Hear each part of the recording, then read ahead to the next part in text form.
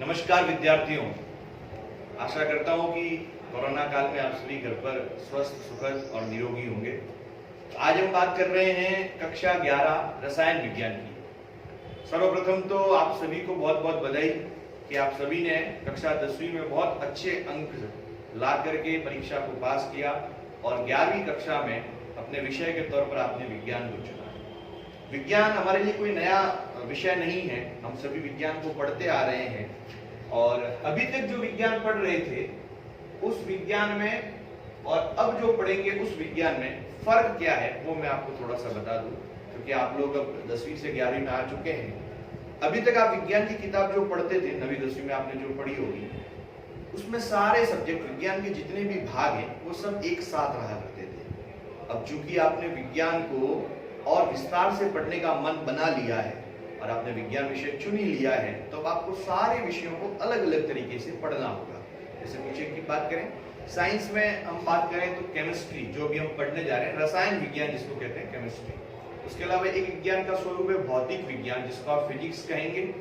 गणित भी विज्ञान का ही स्वरूप है, मैथमेटिक्स जिसे हम कहते हैं। उसके अलावा जीव विज्ञान, बायोलॉजी, जीव विज्ञान और प्राणी विज्ञान भी उसमें भी सम्मिलित आएगा, लेकिन बाद में अलग हो जाता है, वो भी जूलॉजी जिसको कहते हैं।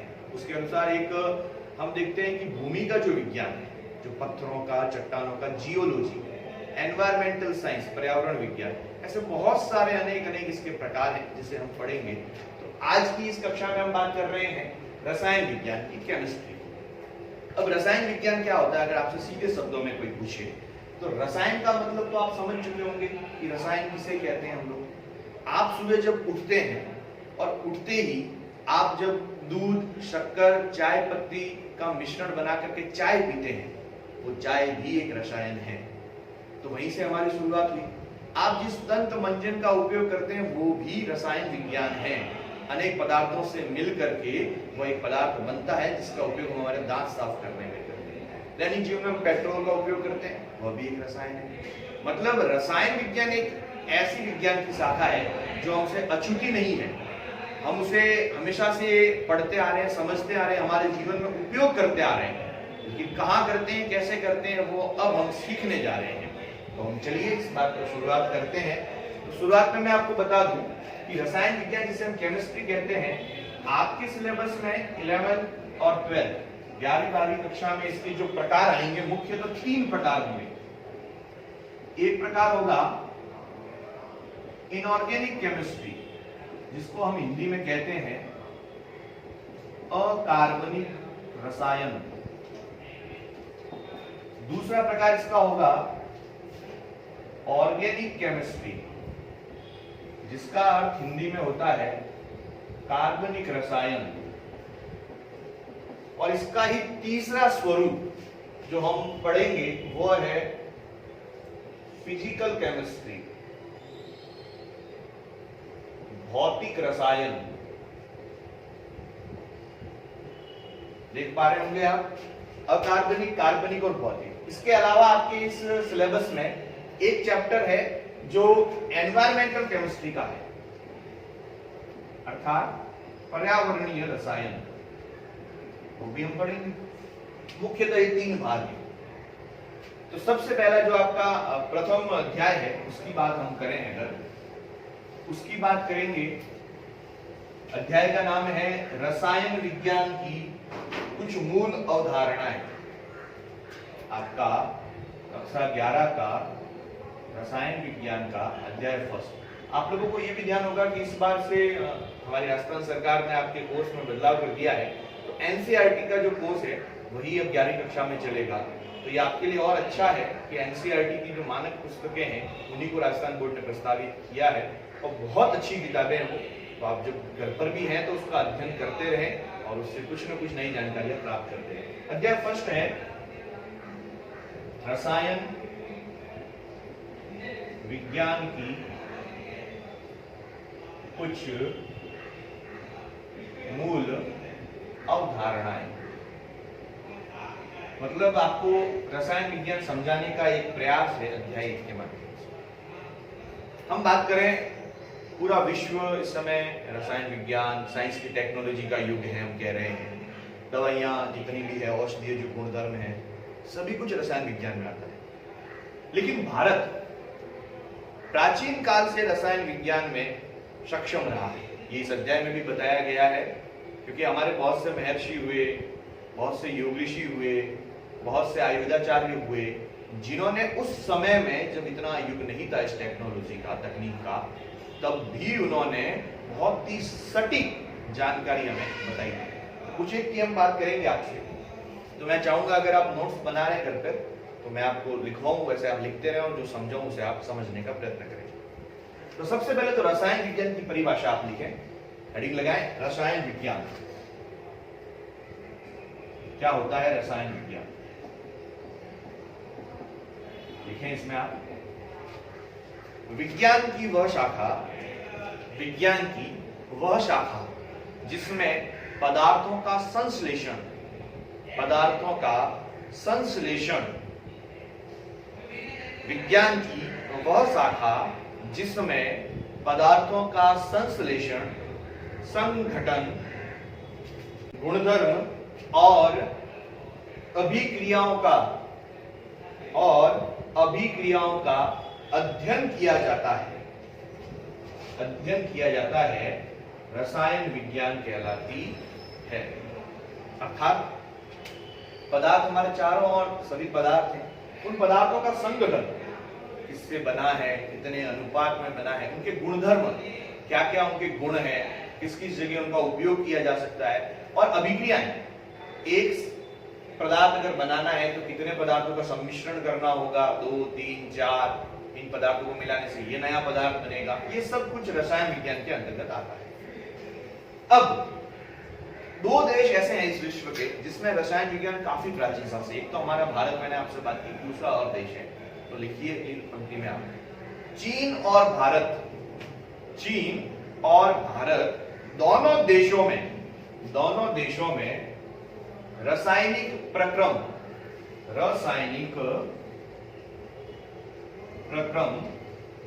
और तकनीक की जानकारी अधिक थी। मतलब इन 2 देशों में हमेशा से, प्राचीन काल से ही इसकी जानकारी अधिक रही है। नेक्स्ट पॉइंट आप लिखें, इसको आप पॉइंट वाइज ही नोट्स बनाते रहें, पढ़ने में सुविधा होगी, याद रखने में अच्छा रहेगा। लिखिए कि पुरातन भारत में अथवा प्राचीन भारत में रसायन को, अभी जिसको हम रसायन कह रहे हैं, रसायन को रसायन शास्त्र कॉमा लगा करके लिखें, रसतंत्र कॉमा रसक्रिया अथवा रस विद्या कहा जाता था। रस हम कहते हैं आम रस, लिक्विड फॉर्म जो आ रही है वो रसायन है, लेकिन ऐसा नहीं है कि ठोस रसायन नहीं होते।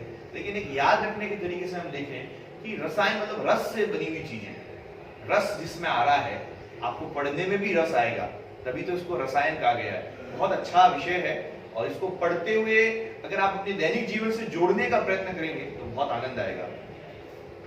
तो चलिए, ये आपने लिख लिया है, मैं एक बार वापस रिपीट कर देता हूं कि पुरातन भारत में रसायन को रसायन शास्त्र, रस तंत्र, रस क्रिया अथवा रस विद्या कहा जाता था। ठीक है, अब हम बात करेंगे,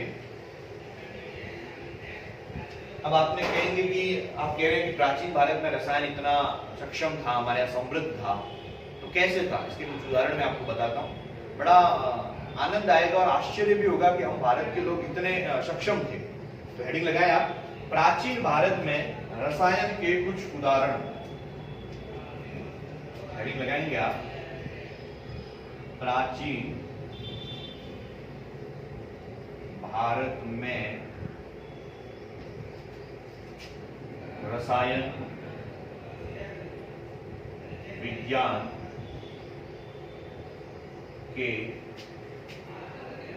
कुछ उदाहरण।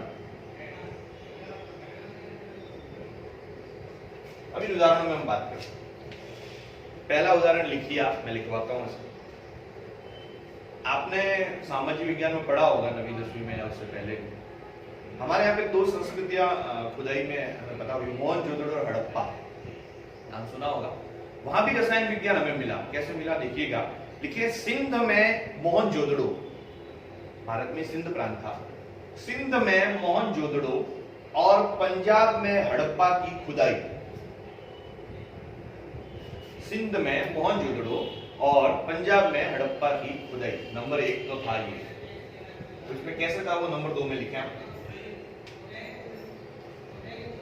वहां पर आपने देखा खुदाई में हमें पक्की ईंटें मिली, मिट्टी के बर्तन मिले। ये सब रसायन विज्ञान है। कहेंगे कैसे? उन ईंटों का बनाने से पहले मिट्टी, पानी, इन सब का एक मिश्रण तैयार किया जाता है, उन्हें अग्नि में पकाया जाता है। पूरा प्रक्रम रसायन विज्ञान, मतलब तब भी रसायन विज्ञान होता था। उन्हें पता था कैसे मिट्टी से पक्की ईंटें बनेगी, कैसे मिट्टी से खाने और पकाने के पक्के बर्तन बनेंगे। दूसरा बिंदु आप लिखें, निर्माण के लिए पक्की ईंट कौमा मिट्टी के बर्तनों का उपयोग। ये दोनों उसी के उदाहरण है। तीसरा लिखे आप, जब ये खुदाई हुई थी तो वहां पर एक सीमेंट मिला था। वो सीमेंट जिप्सम सीमेंट था और वो भी रसायन विज्ञान से ही बना होगा उस समय भी। तो लिखिए तीसरा पॉइंट, निर्माण कार्य में जिप्सम सीमेंट का उपयोग। निर्माण कार्य में जिप्सम सीमेंट का उपयोग। इसी में आगे लिखिए, जिप्सम सीमेंट चूना CaCO3 कैल्शियम कार्बोनेट और रेत से मिलकर बनता है। लिखे आप, जिप्सम सीमेंट चूना CaCO3 और रेत से मिलकर बनता है। लिखा। नंबर 4 पर आप लिखें, हड़प्पा की जब खुदाई हुई तो वहां पर आभूषण निकले। वो आभूषण एक कांच के थे, नॉर्मल कांच, सामान्य कांच नहीं, एक अलग तरह का कांच था। वो भी रसायन विज्ञान से ही बनता है। तो वो लिखें आप कि हड़प्पा के लोग फेएंस, हड़प्पा के लोग फेएंस, बोर्ड पे लिखा है मैंने, आप देख लें। हड़प्पा के लोग फेएंस बनाते थे, जो एक प्रकार का कांच होता है, जो एक प्रकार का कांच होता है। इसका उपयोग आभूषण बनाने में किया जाता था। फेएंस एक प्रकार का कांच होता है और इसका उपयोग आभूषण बनाने में किया जाता है। नेक्स्ट 5वां पॉइंट आप लिखें। आपने देखा होगा प्राचीन काल में भी जब टेक्नोलॉजी नहीं थी तब भी सोना, चांदी, तांबा, इन सब के बर्तन बनते, आभूषण बनते। तो ये सब हमारे पूर्वज जानते थे इसकी कला, वो रसायन विज्ञान को जानते थे और उस खुदाई में भी ये सब निकला। तो नेक्स्ट पॉइंट वही लिखिए कि सोना, चांदी, सीसा, सोना, चांदी, सीसा, तांबा को पिघालकर और फ्रोजन, एक शब्द है फ्रोजन, फोर्जन है, वो ऊपर र भी है। फ्रोजन तो एक अलग शब्द है और ये अलग शब्द है। फ्रोजन तो हम जो समझते हैं नॉर्मल, आप देखा होगा ये मटर होता है, शादी में जब मटर पनीर बनता है, अगर मटर की सीजन नहीं है तब भी मटर आ जाता है, क्योंकि वो उस टेम्परेचर पर उसको फ्रीज में रख देते हैं, ठंडा कर देते हैं। लेकिन ये एक अलग शब्द है फ्रोजन। इसमें ये होता है, आपने गाडलिया लोहा देखा होगा, वो लोहे को गर्म करता है, फिर उसको पीट कर मन चाहे आकार दे देता है। तो किसी भी धातु को गर्म करके पीट करके आकार देना फ्रोजन कहलाता है। तो उसको आप लिखें कि सोना, चांदी, शीशा, तांबा को पिघालकर फ्रोजन द्वारा विभिन्न प्रकार की वस्तुएं बनाते थे। ठीक है। 6वां पॉइंट लिखिए, तांबा होता है, जो तांबे का बर्तन बनाना है, उसको कठोर करना है तो उसमें और धातुएं मिलाई जाती है, वो अभी भी मिलाते हैं। तो ये प्राचीन काल में उस समय भी देखा गया कि बर्तन निकले तो केवल तांबे के नहीं थे, उसमें टीन भी मिला था। तो उनको ये ज्ञात था कि इस तरीके से मिलाने से ऐसे कठोर बर्तन हम बना सकते हैं। तो ये भी रसायन विज्ञान का उदाहरण है। छठा पॉइंट आप लिखें, टीन और आर्सेनिक। टीन, बोर्ड पे लिख रहा हूं मैं, टीन और आर्सेनिक मिलाकर तांबे की कठोरता सुधारते थे। तांबे की कठोरता सुधारते थे। ये 6 पॉइंट हमने आज पढ़े हैं। आपकी पहली क्लास है।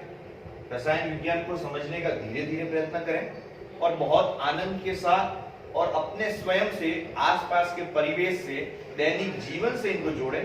बड़ा आनंद आएगा और सीखने को मिलेगा। फिर बता रहा हूं, आपकी 11वीं कक्षा में एनसीईआरटी की किताबों को राजस्थान सरकार ने मान्यता दी है, तो आप उसके अकॉर्डिंग अपने एनसीईआरटी की किताबें ला करके और पढ़ाई को प्रारंभ करें और जो नोट्स लिखवा रहा हूं उसको लिखते रहें।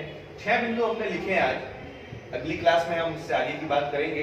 तब तक आप इनको पढ़ें, रिवाइज करें और थोड़ा सा याद करने का प्रयत्न करें। बहुत बहुत धन्यवाद।